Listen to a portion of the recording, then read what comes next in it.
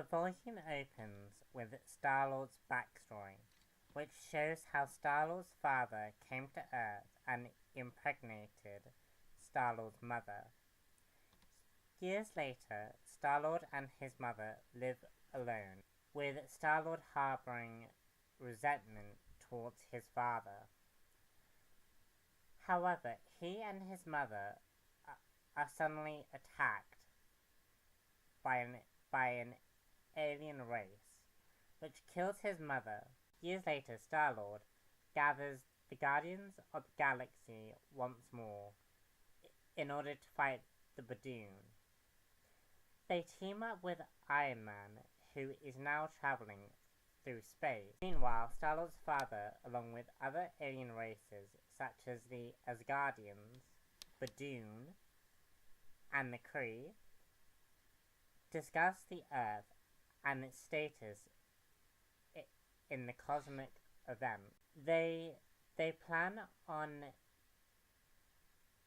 barring other alien races from Earth, allowing Earth to gather its resources, so that when the time comes they can enter the universe. However, the Guardians of the Galaxy fight the Badoon, who have started to invade Earth. They beat them back. However, they are captured by Spartak's soldiers on Star-Lord's father's orders. Star-Lord breaks out, saving his teammates in the process. He then attempts to shake his father's rule during a live broadcast. Guardians of the Galaxy was one of the books that I picked up at Comic-Con. And after reading it, I felt a little underwhelmed by the book. The book, Guardians of the Galaxy has good elements to it.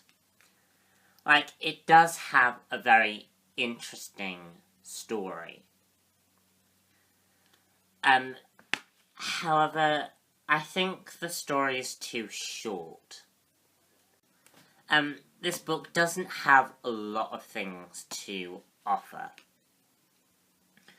And actually, it's only containing,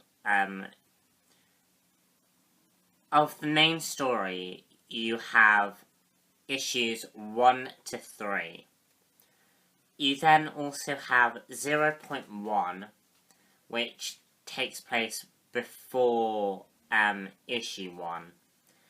And then you then have about 4 short stories at the very end, introducing you to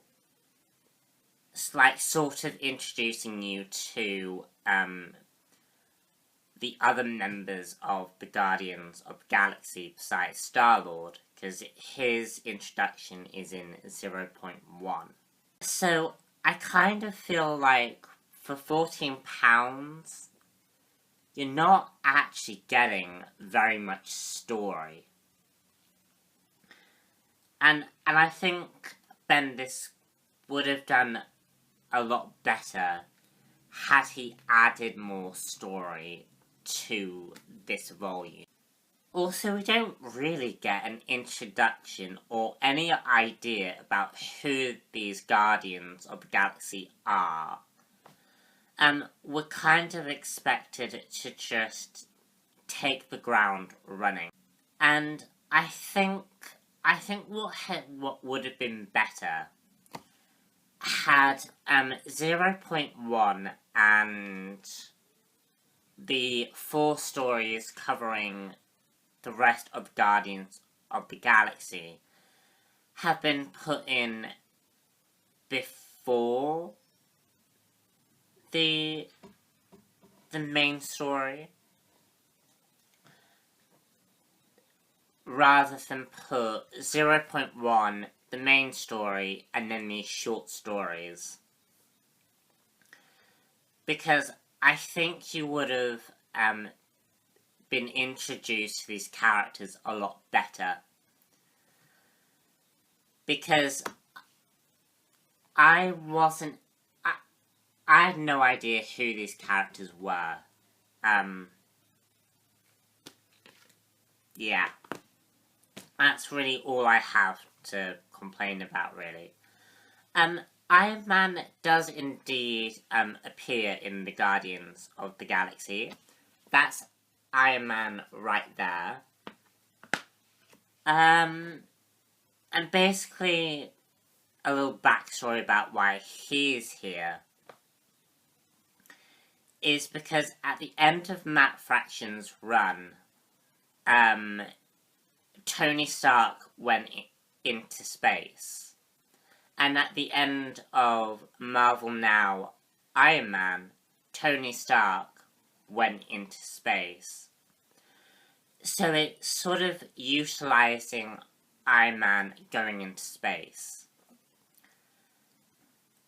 Iron Man really does not need to be in this story. He makes no impact whatsoever to what happens in the story. He doesn't change anything. He doesn't really play a major role. And he's just there. I mean, Tony Stark is supposed to be our eyes. And yet he's really not our eyes at all. He knows about the same as his audience knows. Which is pretty much nothing. That's what kind of threw me off about the book. That Iron Man was just appeared out of nowhere with no explanation as to how he got there and how he knows the Guardians of the Galaxy. However, the things that I do like is Rocket Raccoon is really funny. He's a great little character. Groot is really funny. He just says, I am Groot. I am Groot. And it's such a funny little, story. And what I really like about this comic, which is why I got the graphic novel in the first place, was because they kind of delve into this idea about this Galactic Senate type thing.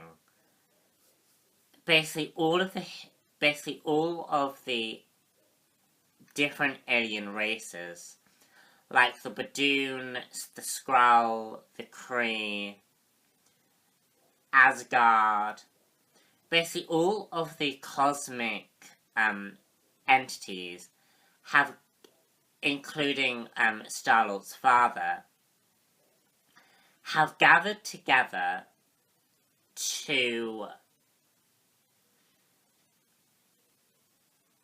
become a galaxy-wide Senate thing, or committee, and I thought that was really interesting. Let me find you what I mean, because I can't really explain it. Basically, this whole, galaxy committee type thing. The galaxy a safer place kind of thing. And also they do really highlight how special the Earth actually is. And that the Earth is on a verge of space travel.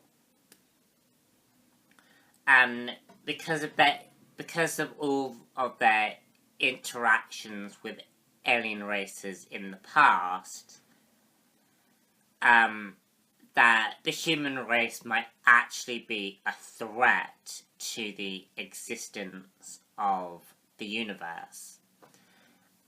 And I just thought that was an interesting concept. That actually we are more of a threat than any other species. Just really, really interesting. So, can I recommend this? Not really. I can't recommend this book purely on the grounds that I don't think you're gonna get I don't think there's enough story going on here to make it worth your money. If you find it cheaper than £14, probably. Like, I actually would argue that this book should have been about £10. And I don't know whether I just overspent my money. But, like, the Americans are spending $20. I spent £14 on a book with not much story. I don't think it's worth... I don't think there's enough here to make it worth your while. And probably if you bought Volume 1 and Volume 2 maybe, but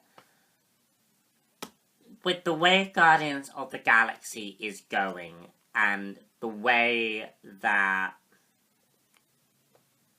this story started off, I don't think there's enough story going on in Guardians to make it worth it.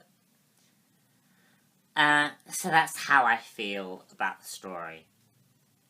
So that's me done. Do stay tuned. I have a lot more comic books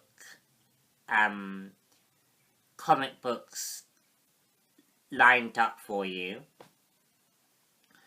Subscribe if you like this video, and I shall see you all later for another comic book review.